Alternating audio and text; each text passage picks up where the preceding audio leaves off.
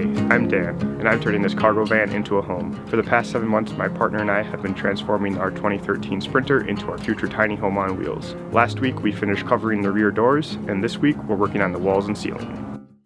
So I'm gonna try to get all of the couch sides, I guess, installed. This is something I had cut out and painted it in like the vast majority of the work about 2 weeks ago, and then I did kind of like the final fitting last week. But I'm only now starting to get into actually installing them, so hopefully this doesn't take too long.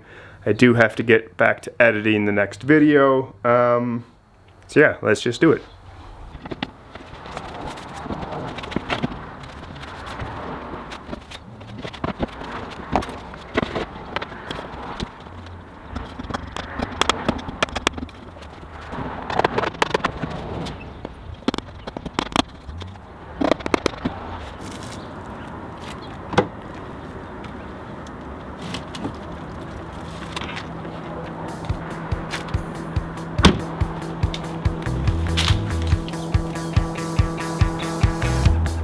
Outside looking in, I really wasn't sure what I was getting. Between the high waves on the sea, waiting for something to get to me. I wasn't sure what I was hoping for, you see. But you act like gravity, and you know what I want, babe.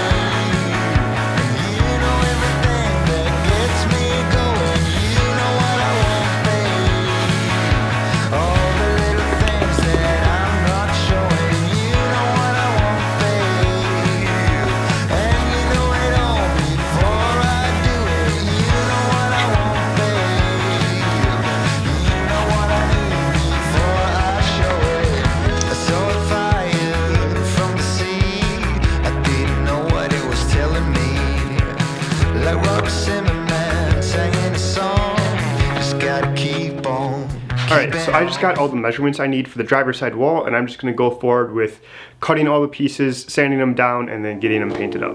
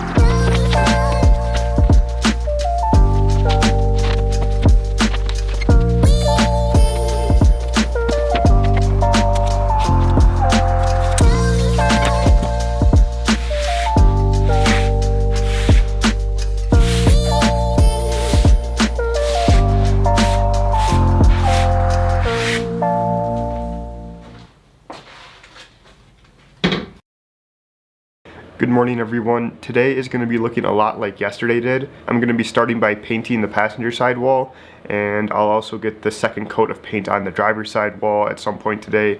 And once that's done, I'll start cutting the tongue and groove for the ceiling, but I'm pretty positive I don't have enough tongue and groove. So I'm just going to cut everything that I can today, and I'll buy more tongue and groove tomorrow, which is also when I'm going to rent the nail gun and start installing everything.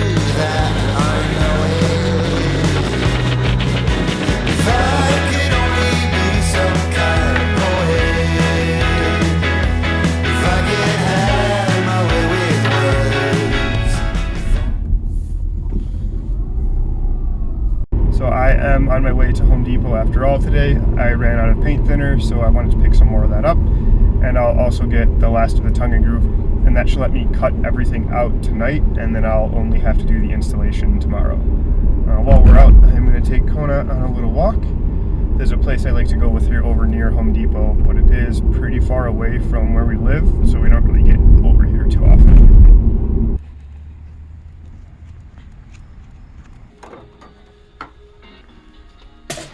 Unlike the walls, we're not going to be painting the ceiling, so I've been trying to set aside like the really red tongue and groove pieces or the pieces that have a lot of knots, and now I'm just going to try and look through these packs and find the best one for that.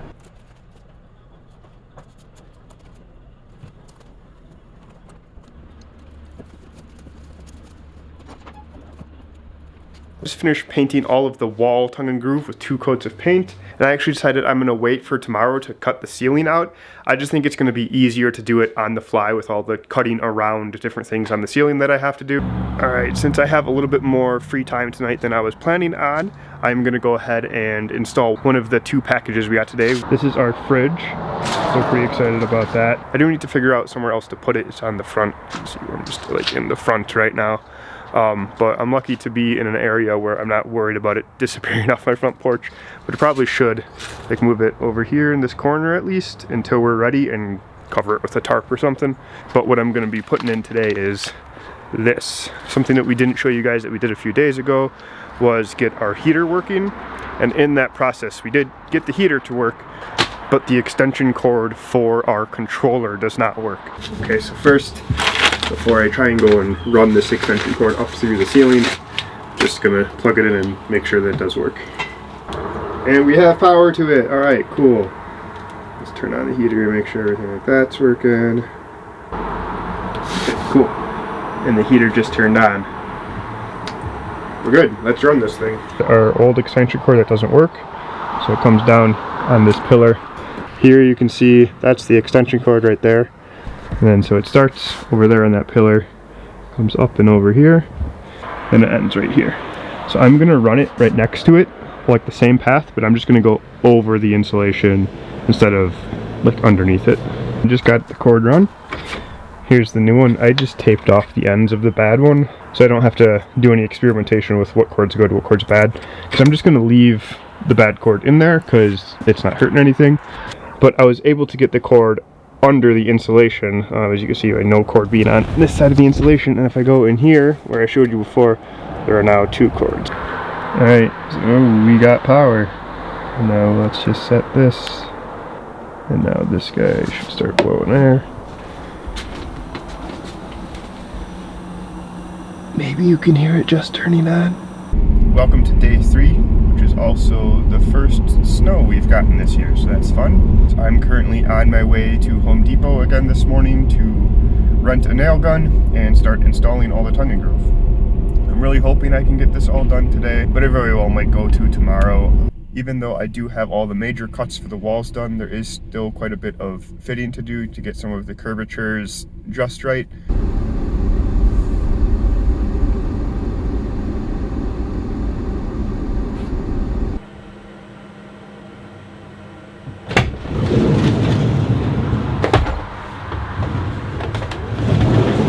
Alright, I just got back from Home Depot and I'm now officially on the clock to get everything installed in the next 24 hours so I don't get charged more for the nail gun.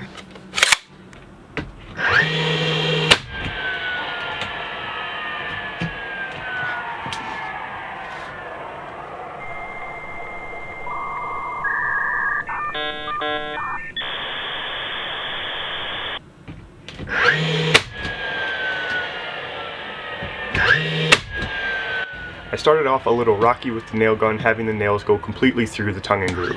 Luckily, I was able to figure out how to adjust the gun and was able to start putting up the walls. So it is causing a bit more damage than I thought it would, but we got hole filler, so we should be able to take care of all that. It'll just be a little more work once this is all done.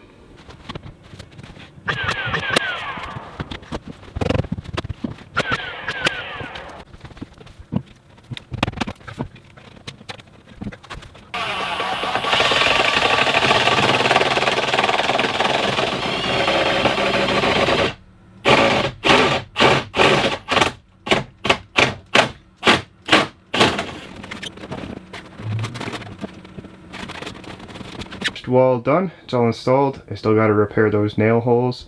And then this small gap along the bottom, I'm just going to do a 1/4 inch ply. I'll paint it up. And the top of this is going to be the bottom of our bed, and our bed's going to come up 6 inches, so you really won't be able to see that anyways.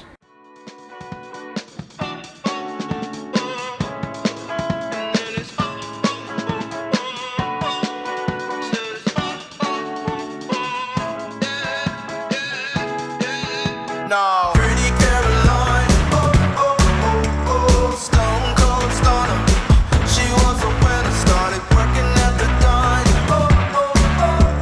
Serves you some reminder to count your blessings, 'cause it's telling fair, put you down and leave you dead.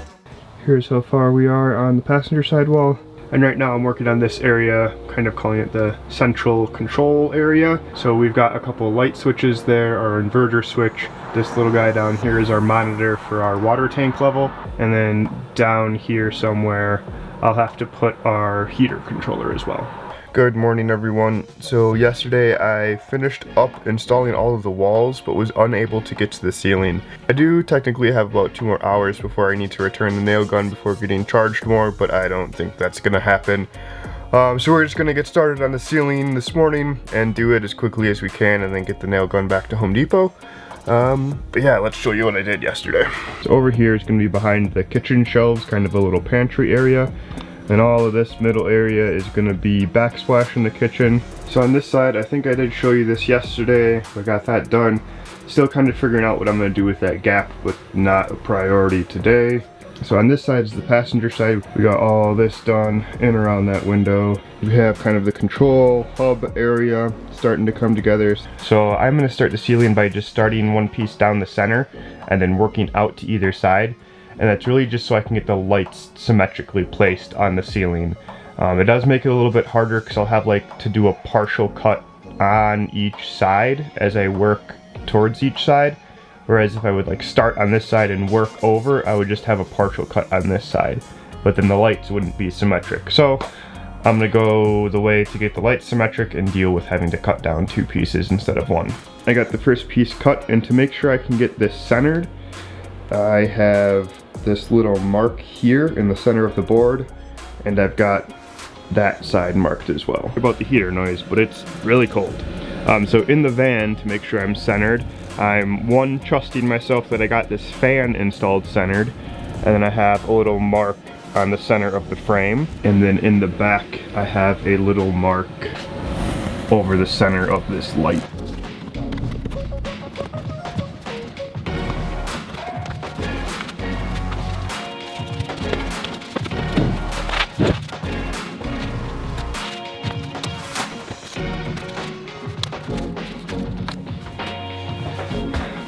Alright, so I have to hook up the electrical for a couple of the lights, just with how the lights are positioned and how close it is to the foam board insulation behind it.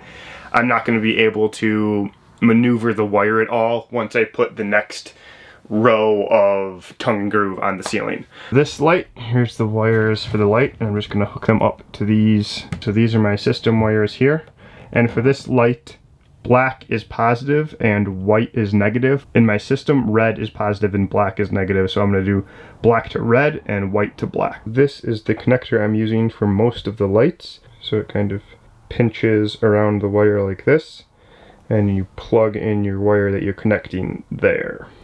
This is the connector that will go onto the light wire. You can see that little metal flange there, and that flange goes into this slot. What this connector does is allow you to make parallel connections, and that's the connection you want to do for LED lights.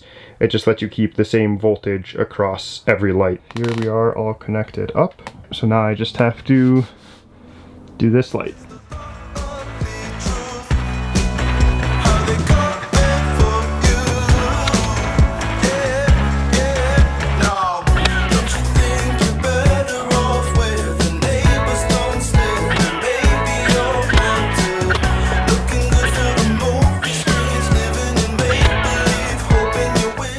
Here's the finished product of the ceiling, and we even got a couple lights down here working.